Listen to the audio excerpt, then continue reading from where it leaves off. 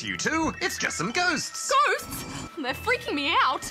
We need an exorcism hex. Would garlic work? I have this garlic bread. No, garlic's for vampires. Blah! What we need is some holy water. Well, this is just regular water, but we could get Kerry to bless it. I don't think we have time, Hex. What are we gonna do? Not to worry. We can just play the game Extreme Exorcism.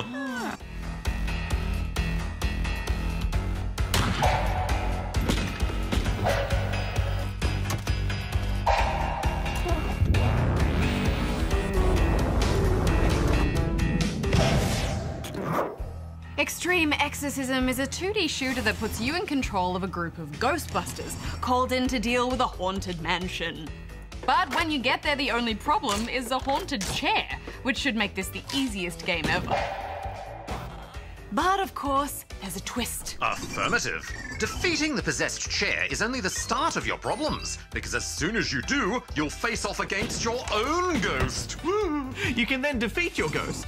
But doing that just triggers another wave, where you face both the original ghost and a new one at once. There's a lot to get your head around. Yeah, and it only gets more intense in the later waves when these tiny levels are filled with ghosts. Thankfully though, because these are all your ghosts, that gives you an important advantage. Affirmative. Each new ghost that's added is simply replaying exactly what you did in a previous wave. So if you stood still on a platform for a few seconds, you can take advantage of that knowledge and ambush the ghost there. To help you keep track of which ghost is which, the most recent ghost is wearing a crown, and defeating it ends that round. But even with all that help, it's still pretty hard to stay alive. Yeah, especially if you're a bit trigger happy in previous rounds.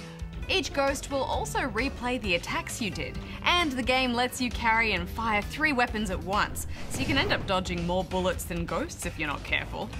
Even with my robotic reflexes, I struggle to stay on top of the action when there are more than 10 ghost replays to work around. Luckily, the game does provide you with one way to permanently erase the ghosts with its exorcism power-up.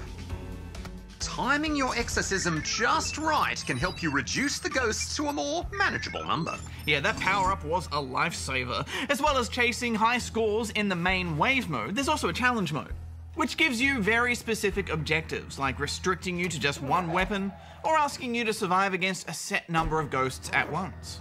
Well, I thought the challenges gave the game some much needed variety, because the wave mode can get a bit samey. Yeah, it's a super clever concept to have you fighting your own clones, but you're right, it never really evolves beyond that original idea. I had some good fun with the multiplayer though, so I can see that keeping things interesting. Guys, I'm gonna give this 3.5 out of 5 rubber chickens. I'm giving it 3 rubber chickens.